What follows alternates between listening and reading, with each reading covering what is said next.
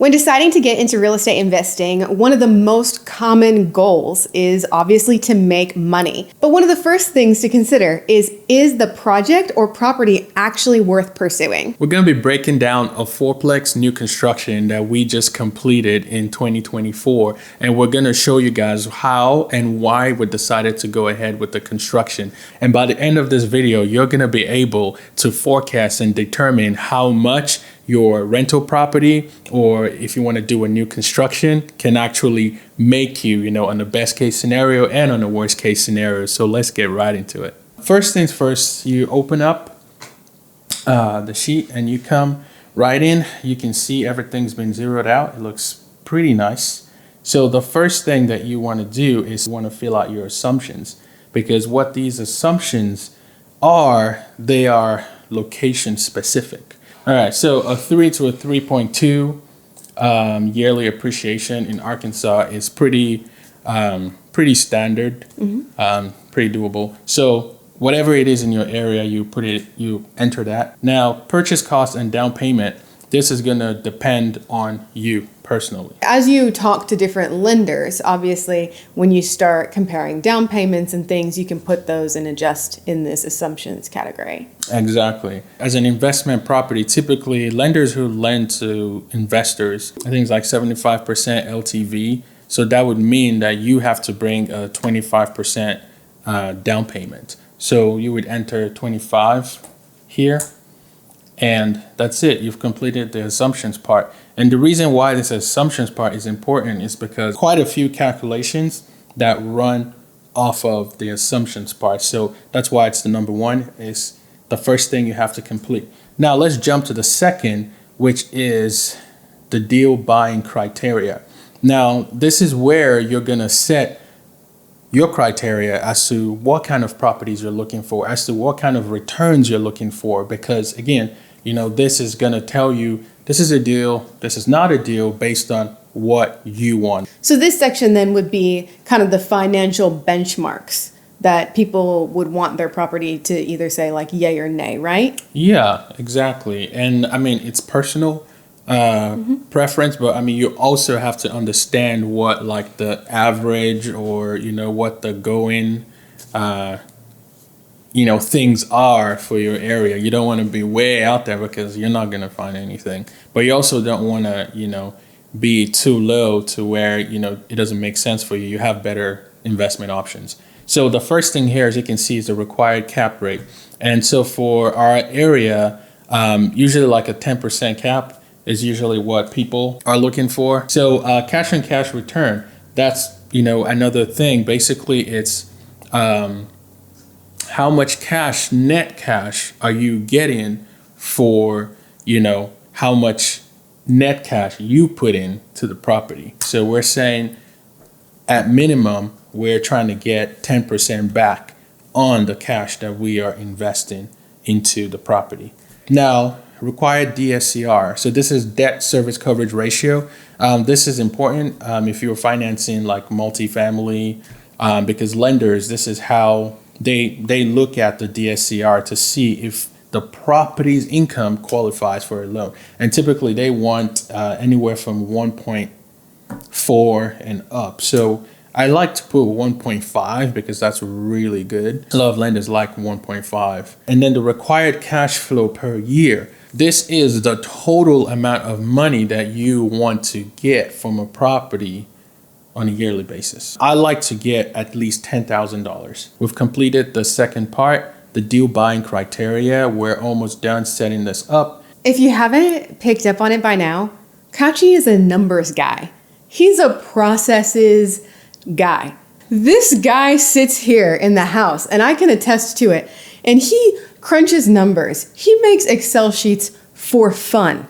Now, I don't get it personally, but why I wanted to do this video is because I think that you guys will find this information helpful. So now the third part, now we start, diving into the actual property. So at this point, you're gonna, you've identified a property or someone has sent you a property and you're ready to put in the details. So with that section, if you don't have a fixed purchase price, that is where someone who's potentially looking at building an investment property would just use their budgeted amount, correct? Correct. Okay. Purchase price / construction cost. But for this example, it's going to be construction cost, $483,812. Now, the ARV, or after repair value, we're hoping for is about $700,000. So we enter that in there. And so as you can see, our down payment is zero again, because, this is a new construction we were building. So we purchased the land for $80,000.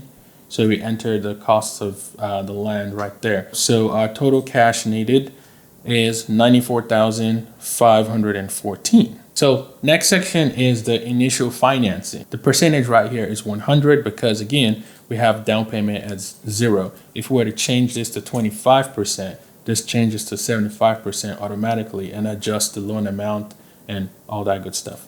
So that was just a specific zero down payment for you because you had an arrangement with your lender. With the lender, that yes. Your land cost was going to count as leverage for your down payment. Exactly. Next is the loan type. And the cool thing about this is you can actually do amortizing or interest only. I told you guys, he's a geek when it comes to the numbers. Amortizing, interest only. Remember, we're doing this because we want to see when we're done with construction and it's actually rented out, what does future returns could possibly look like. So we're going to keep it at amortizing, but you can, change that to interest only if that's the deal that you have with your lender. So the next input that we have is the interest rate. And our interest rate average interest rate for us was about 6.8%.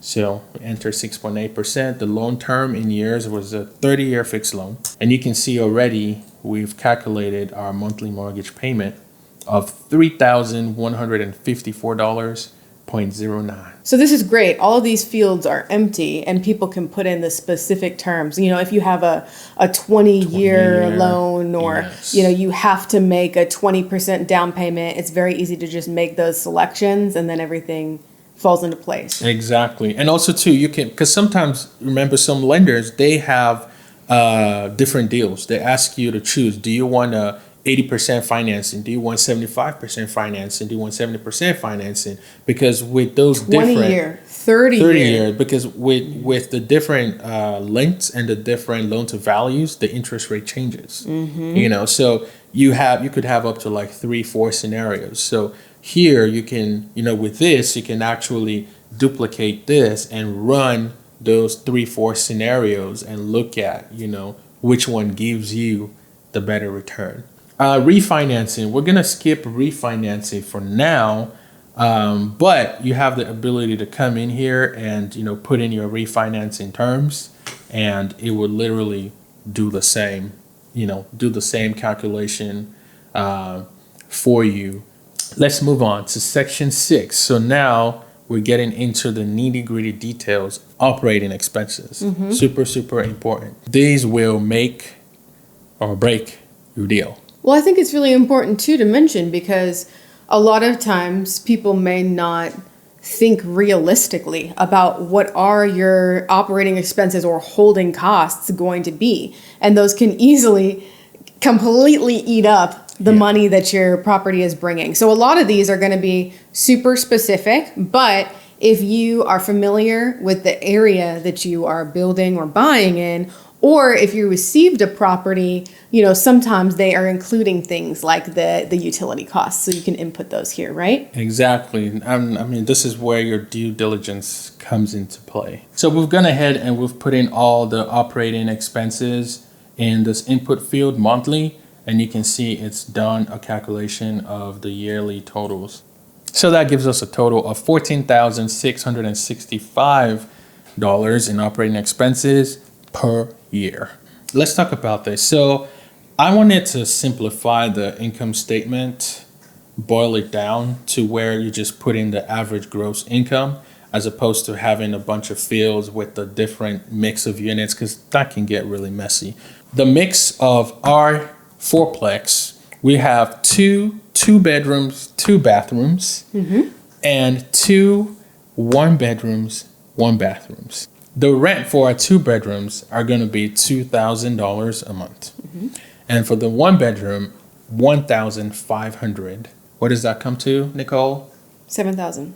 7,000. And so as you can see, looking at the income statements, let's go through some line items here. We have the vacancy, which if you come back to assumptions, we have vacancy expense right here at 5%.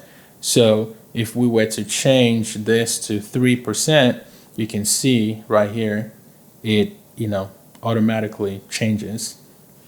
But we're going to leave this at 5%.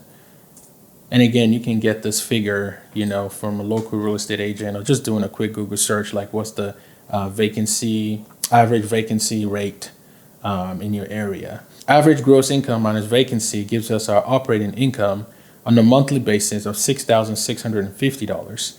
And we bring in our operating expenses that we have outlined right here. We're looking at $1,222 a month. When you take that out of our operating income, we're left with a net operating income, the NOI, of $5,428. Now, from this NOI, this is where we get to subtract our financing, our loan payment, and then we're left with a cash flow of $2,274 a month. These finances, they just get you pumped. They do. You can tell. They really do. So that's net cash flow of $27,286 a year. Now, if you're anything like me and your numbers in your mind are just starting to spin, don't worry. Kachi has made another section that will help give some clarity, because when you see, okay, 27,000, now is that meeting my goals? I don't know. Let's take a look. Exactly. And that's where the returns section come into play, because the returns section are going to tell you exactly what all these numbers, all these figures you've put in, the expenses, the loan payment, the income, what does that translate to? This helps you understand it. So as you can see in the returns section here, we have the cap rate, purchase price, cap rate, ARV, return on equity, cash on cash return, right? So that's all great. And now the great thing about this is like we had done initially is we had put in our buying criteria. So now when you come down to the deal snapshot section, whew, beautiful. We can see that we are all green. So we are all green on the sections because these sections compare the numbers from the property to your buying criteria. So you don't even have to think about it. So green means it at least meets the criteria. Perfect, yes. Okay. Green means that we're meeting the criteria, possibly exceeding it, but at least we're not below it. Mm-hmm. Now, if we're below it, it's going to be red. Ultimately, when we ran these numbers for our project, we saw that we were in the green. Yes. We then ultimately were like comfortable buying the land, approaching a lender, and pursuing this project. Yes, absolutely, because all the numbers checked out. Having run these numbers, we knew exactly what we needed to charge minimum. So we knew the standard that we had to build those units to. Right. We knew we weren't, we couldn't just build some janky 2-bedroom. No one's going to pay $2,000 for that, or, $1,500 for just a regular 1-bedroom. So we knew we had to come with our A game on the construction. Right.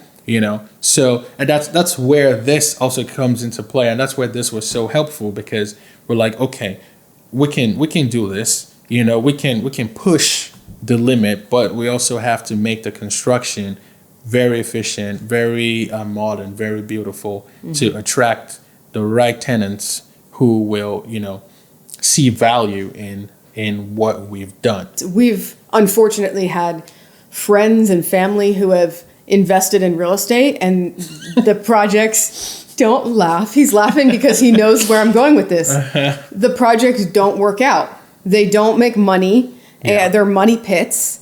And ultimately, it's because they didn't run these calculations. They weren't realistic with what do our build costs need to be? What kind of rents do we need to pull in order to make this work? And then taking a realistic look and saying, okay, to pull those rents in my market, what are tenants going to expect?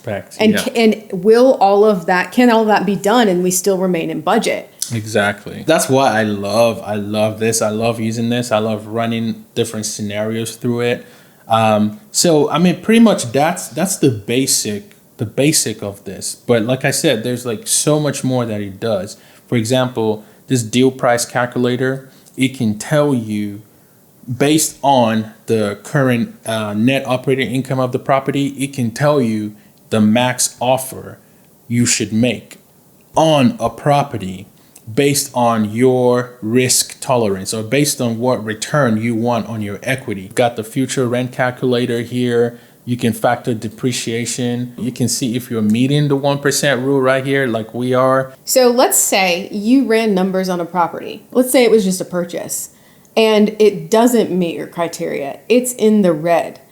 So I send you a property. I'm like, hey, Kachi, I'm trying to sell this. It's a great investor special in the email. It's $500,000. This is a deal. You put it in this analyzer and it's all red. So what I'm hearing from you is then that it will tell you to meet your criteria, here is what you could offer on the property, right? Absolutely, yes. See, that's cool. Yes. If the deal price calculator will let you know, hey, based on, your parameters, this is the most that you can do to make this deal work.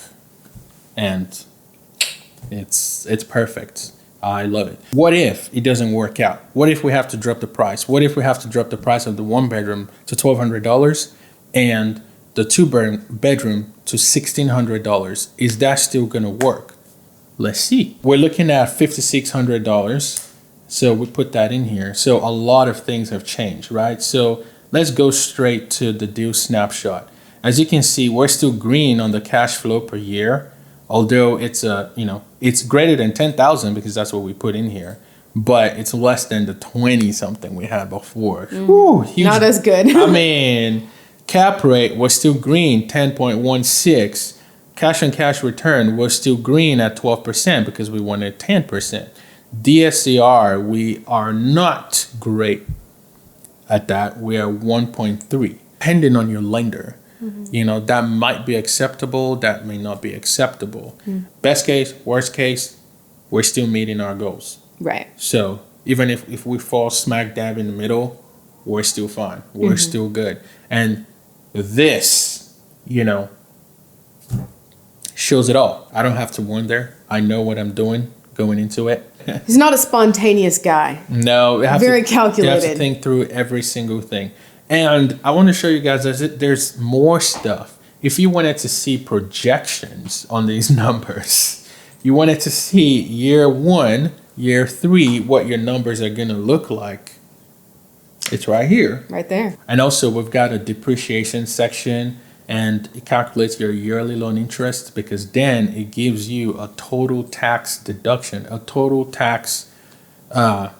deduction for the year. Obviously check with your tax professional and all that good stuff. This is just for entertainment and just an idea. This is really set up to where not only could you use it on a purchase or a build, and if you don't know your build costs, you can check the link of the video. We have our build budget generator. But it's also really, it doesn't matter. You could be looking at this for a single family home. You could be looking at it for a multifamily home. It should all still work the same. If someone sends you a 20 unit, you can use this. If someone sends you a single family, you can use this. Just put in the numbers and it will show you exactly what you need to offer. It will show you exactly if something is a deal or not a deal. So you don't have to take someone else's word for it. By running these numbers, we decided that the project of the fourplex was going to be worth us building. So we, as you have seen in some of our other videos, went ahead, we built it. We do have a lot of footage from that build that we're excited to put out, and definitely let us know if you want like a cost breakdown. I know that you guys have enjoyed those in the past. Yes. And the great thing is right now we are actually running at our best case scenario. Our duplex is projected to bring in $84,000 in gross income this year because we've got all our units fully rented.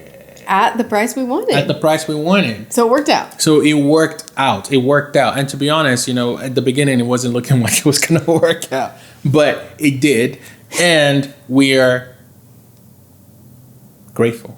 If you guys are interested, you've made this available, right? I have.